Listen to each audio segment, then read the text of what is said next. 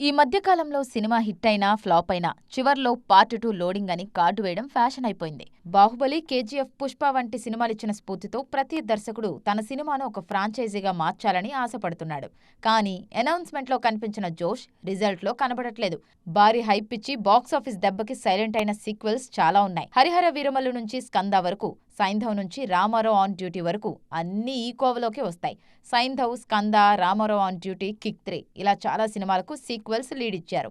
కానీ అవి ఇంకా మెటీరియలైజ్ కాలేదు. అవుతాయన్న నమ్మకమూ లేదు. తాజాగా కింగ్డమ్ 2 కూడా లేదని నిర్మాత నాగవంశీ క్లారిటీ ఇచ్చారు. Raviteja, Raja the great, kick 3, Ramarao on duty sequels పై క్లారిటీ లేదు. ఇండియన్ 2 డిజాస్టర్ తర్వాత పార్ట్ 3 ముచ్చటే లేదు. హరిహర వీరమల్లు 2 కూడా లేనట్లే. దేవరా 2 కూడా సందిగ్ధంలోనే ఉంది.